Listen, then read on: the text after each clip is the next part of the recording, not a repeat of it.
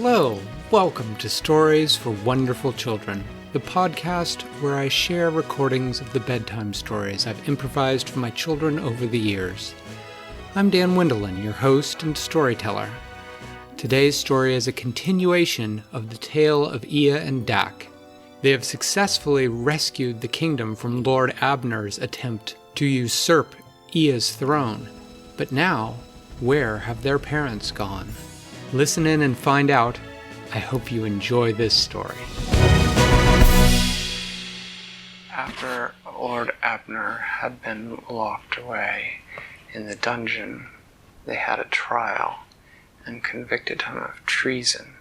Ea decreed that he and his men should be banished from the kingdom, which meant that they had to leave and never come back. The trial took quite some time. It took about 2 months.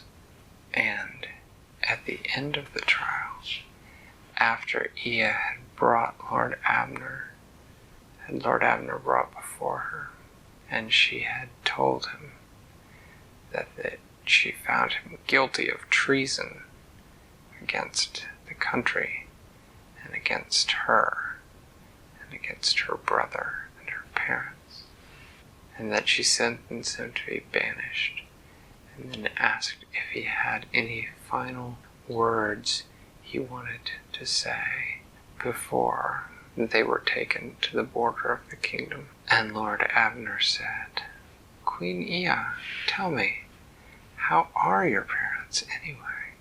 Ea felt her face flush. She began to think. Her parents were on vacation. They had gone to a tropical island, and they had said that when they reached their tropical island, they would send a letter back to let her know. Tropical island was about 3 weeks' sail away, and it had been 8 weeks. If it had taken her parents 3 weeks to get there, and they had written the letter, she should have gotten the letter 2 weeks ago. She suddenly realized she had been distracted by the trial of Lord Abner and had not realized that the letter had not arrived and that it was late. And now Abner was asking her about her parents, as if maybe he knew something she didn't. She thought all of this in just a moment. She said, "I believe my royal parents are just fine, Lord Abner. Why do you ask?"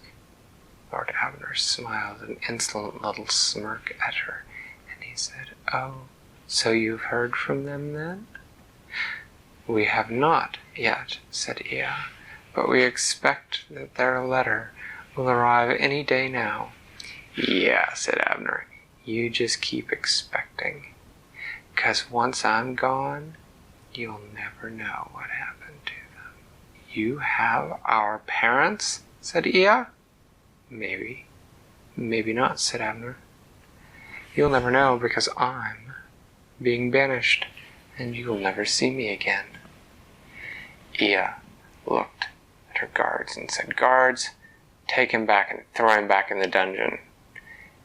As they dragged Lord Abner out, he said, "You'll never find out what you want to know from me that way, Ea." Ea, as soon as he was gone, stepped down from the throne and walked swiftly to her own rooms, blinking back tears. Dak soon knocked on the door. "Oh, he's such a terrible man," said Ea. "How did our parents ever trust him in the first place?" "I don't know," said Dak. "What do you think's happened?" "Well," said Ea, "I suppose it's possible there was a storm that delayed the ship, but I think more likely when he had you and I kidnapped, he probably had Mom and Dad kidnapped as well. And now, who knows where he's taken them? Probably not some nice vacation spot. He probably has them imprisoned in the North Pole or something. Well, there's no way we'll ever find out unless we can somehow strike a deal with him." "Well, maybe," said Dak. "Maybe not. He knows. But to really know what's going on, he would need some sort of messenger to travel there. said Ea. Do you think we could find a way to uncover that messenger and follow them so that we could rescue Mom and Dad? I think we ought to try it, said Dak, but we need something to buy ourselves time. Said Ea. She said, here's what we'll do, and they whispered to each other. The next day, Ea sat on her throne and had Lord Abner brought before her again. She said, Lord Abner, what is it that you want?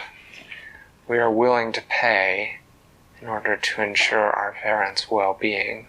Lord Abner smiled with his yellow-stained teeth and said, now you're talking sense, Queen Ea. Here is what I require. I wish 1/3 of the kingdom as my own, and I wish to be left in peace to rule it as I will. We cannot give away a portion of our kingdom, said Ea.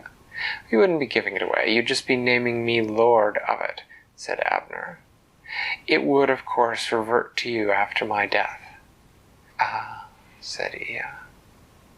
She said, well, we certainly have received no proof that our parents are alive and well, or that you know where they are. Before we agree to this, we shall find you more comfortable accommodations, and then we shall require a letter from our parents stating that they are well, and a letter in which they tell us something that only they would know, so we know that it is really from them. Abner said, well, I don't know. I don't like the idea of sitting in the dungeon while you wait for your letter. Well, said he, I'm sure we can find you more comfortable accommodations, but you will still be under guard. Fine, said Lord Abner. We are agreed. So, Ea arranged for a wing of the palace to be transformed into an extremely comfortable prison for Lord Abner. And she released his men from prison so that they could act as his servants, or at least that's what she told him. The guards all began reporting to Dak about exactly who had come in to see Abner and when he had come in to see them. And Dak had hired a number of very loyal guards to follow all of Abner's men wherever they went. And after 3 days, a guard reported back that one of Lord Abner's men had been seen riding out of town to the north, and that the other guard that had been with him had followed. Very well, said Dak. It's time for us to go. And so he took with him 10 of his most trusted soldiers. What did they follow? They followed one of Lord Abner's men that had left town. They're hoping that that man was riding to wherever their parents were hidden, because Ea had said he had to get a letter from their parents saying they were well, and so they think that this man is going to get the letter, and Dak is following him.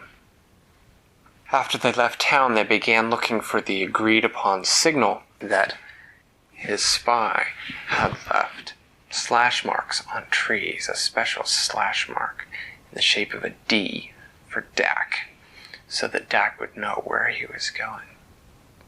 And he and his men followed, riding their horses as hard as they could without tiring them out. And on the 3rd day, they caught up with the guard who was following Lord Abner's man. He said, I think he's headed into the caves of the Willy White Mountains. Ah, said Dak, that's a good place to hide prisoners. There are caves all over that place. We've got to stay closer to him. At least one of you should try to be inside of him at all times.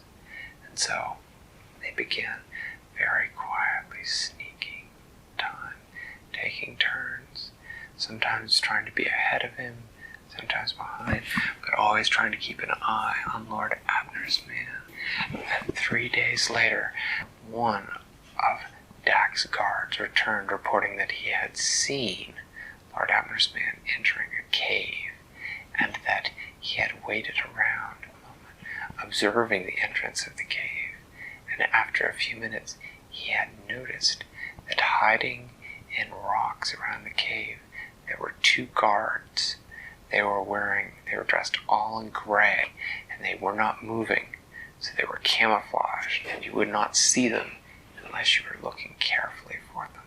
Dak drew up a plan, and that night he and his men all dressed completely in black, and they quietly snuck up on the guards. And they were so quiet that they managed to tie up the guards and gag them so that they couldn't make any noise before the guards even realized they were there.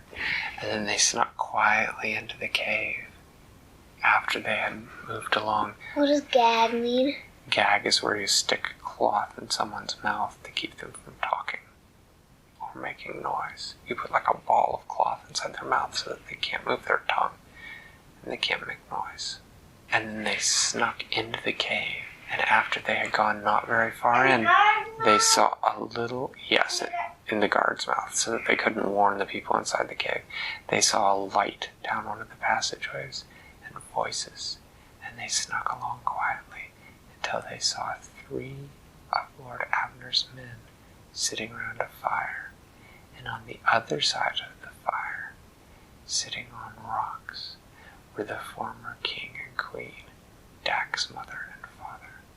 Well, Dak normally was a very careful and planning kind of prince, but when he saw his mother and father being held prisoner in this kind of cave, he simply drew his sword and with a yell rushed towards the men. And his guards came right behind him, and he rushed towards them so quickly that they didn't even have time to pick up their swords before they all found themselves staring right at the sword of Dak, one of his guards. And then they tied them up, and he said, "Mom, Dad, it's so good to see you." And he gave them big hugs. And then they took them out of the cave, and they put them on the extra horses that they had brought, and they all rode back to the palace. And then they decided on a new plan. And so the next day, Ea called Lord Abner before her again in court, and she said, "We have received a letter from our parents." And Abner said, "You did? That's excellent. We shall read it to you," said Ea. "Here is the letter. Dear daughter, Lord Abner is a scoundrel and has kidnapped us, but we have freed ourselves from his guards. Please banish him from the kingdom. He is not to be trusted, and he is never to be allowed to rule over any of our people." "What? They escaped?" said Abner. "But how? That's not possible." "I will hear no more from you," said Ea. "Guards, Dak, take him and serve his punishment." And so that very day, Lord Abner and his men tied up were taken without any of their weapons, and they were ridden across the eastern desert of Ea's kingdom. And once they reached the other side of the desert, they were taken down from their horses, and then they were left, and Dak and the guards rode back across the desert. And Lord Abner and his men would not be able to cross the desert without maps and without horses, and so now they were stuck on the other side, and they would have to make new lives for themselves there, doing something simple, most likely, like farming, because good hard farm work is a good remedy for people who have delusions that they should be the ones in power, people who love power too much.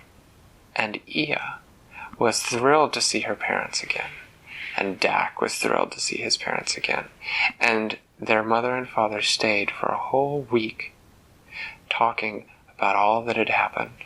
And then their mother and father boarded a royal ship, this time crewed with loyal guards instead of Lord Abner's men, and they sailed off to their vacation, which was now even more richly deserved.